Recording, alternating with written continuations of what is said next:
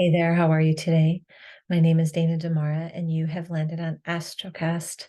This is your full moon in Cancer report for the end of 2023. What a way to round out the year. I don't know if you remember this or not, but the very first full moon of the year was also a full moon in Cancer.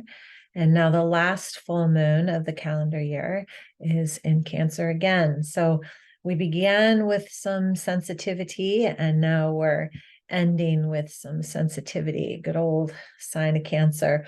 This full moon happens on December 26th at 4:33 p.m. Pacific Standard Time.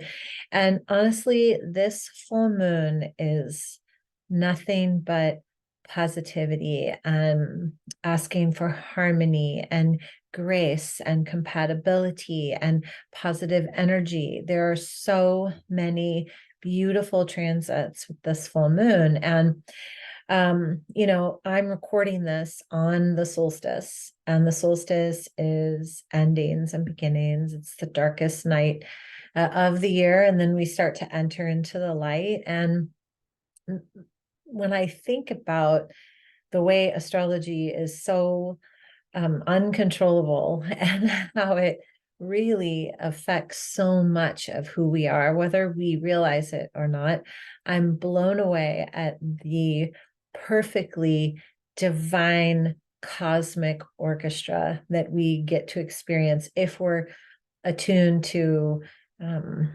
first of all, the fact that we have no control over it, but second, to the fact that this year, while it's this calendar year, while it's been slightly challenging astrologically speaking, and from a humanity standpoint, when I look at this full moon, all I can think about is good times are coming. So I hope you feel that too. I'm going to share my screen with you so I can share the entire picture for you. So as we look at this full moon, it's a full moon because the sun and the moon are opposing each other. Sun is in Capricorn and the moon is in Cancer. A couple things that you can't see on this in particular drawing. One is that the sun actually aligns with Sirus, and Sirus is this star that's actually brighter than the sun that we can't see. But this energy is going to ask us to actually shed a lot of what we no longer need. So if you didn't do that on December 20th or 21st for the solstice, you have another opportunity. We're being asked to find a sense of harmony within ourselves. It's a real thing when we experience disharmony outside of ourselves. There is nowhere else to really look but inside, and asking ourselves, where is this disharmony within me, right? So as we move with this full moon in Cancer and the sun, not the sun, but the star of Sirius, this is going to shine a brighter light on any type of emotions that are potentially still sitting there within you. But not only that, it's also going to enhance your psychic abilities. So as I look at this chart, lots of red lines, always. I mean, any oppositions are challenging.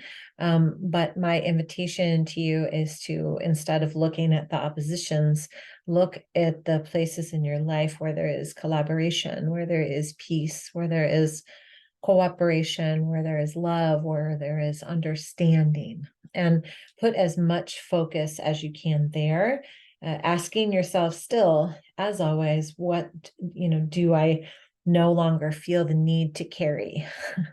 What ancestral belief do I no longer need to carry? What thought about myself? What resentment? Whatever it is that you carry that isn't yours, that makes life feel heavy for you, and I know you know what it is, just allow yourself to let it go. We've got a couple of things here. Jupiter, let's see, where is Mr. Jupiter? Here he is, Jupiter right here. So Jupiter is sextiling the moon, and trining the sun. So Jupiter's at 5 degrees in Taurus, which is so lovely.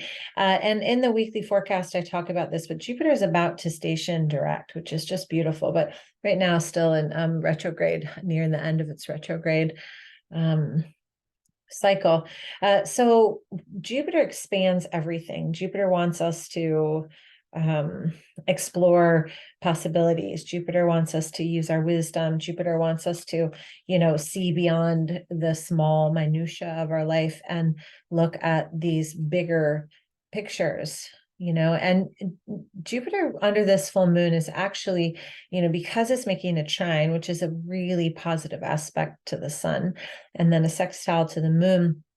And Jupiter has the power, regardless if it's in retrograde or not, to really expand and enhance the energies that we're feeling from Sirus. So let's go back one step. Remember, I said, on the solstice, we wanted to make sure that we were letting go of any emotions that were trapped. And, I would say that's just a good practice to get into on a regular basis, honestly.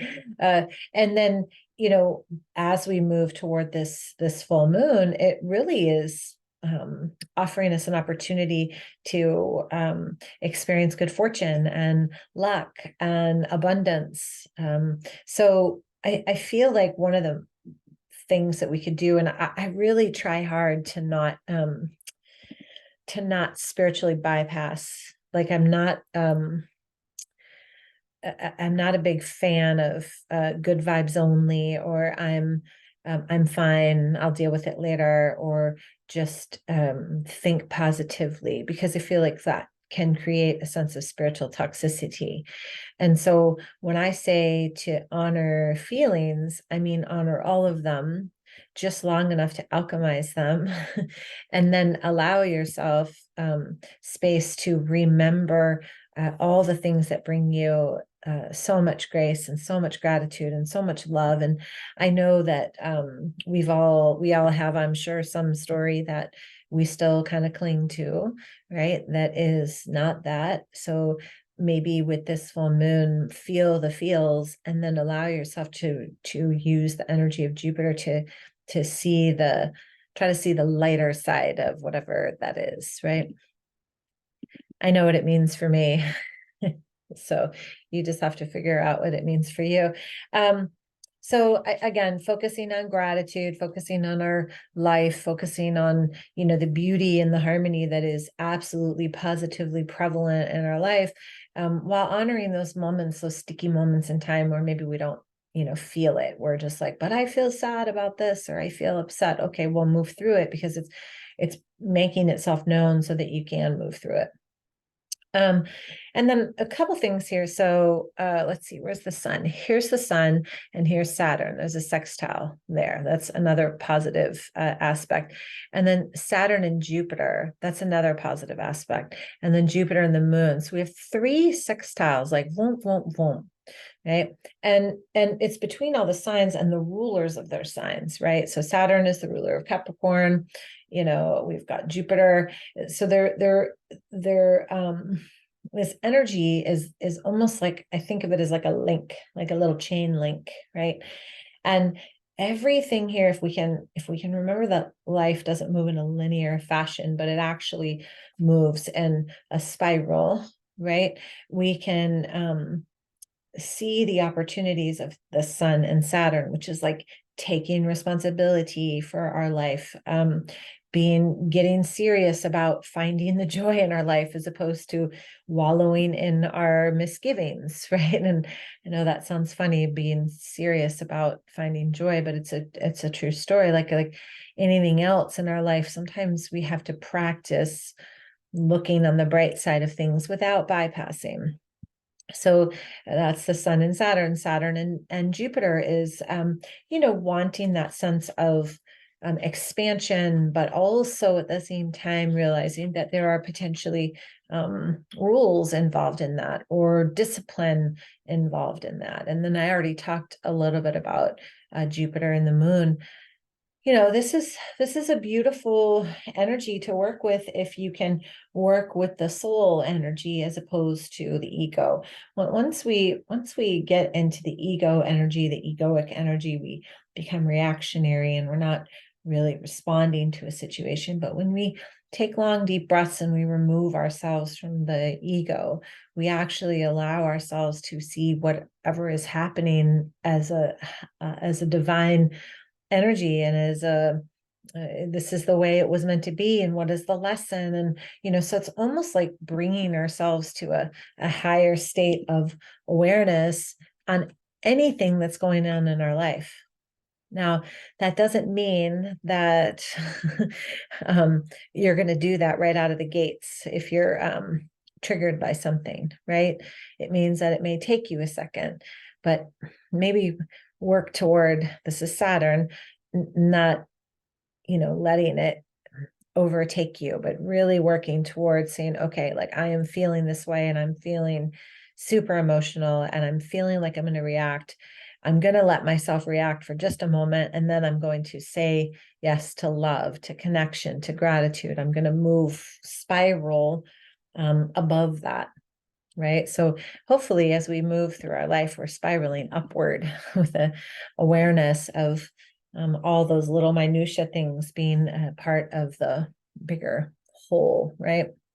So using the energy of Saturn and Capricorn, that disciplinary energy, and then using Jupiter energy to rise above. I mean, this is amazing energy. It's absolutely beautiful. It's taking a moment to commit to that higher level of being. It's the higher level of being and a higher level of understanding your role in this thing that we call life. And then a little bit of Venus here. Venus is trying to Neptune, and this is really about love and beauty and intimacy and psychic abilities. So take some time during this full moon in the sign of Cancer, which is highly intuitive, highly sensitive, to use your intuition.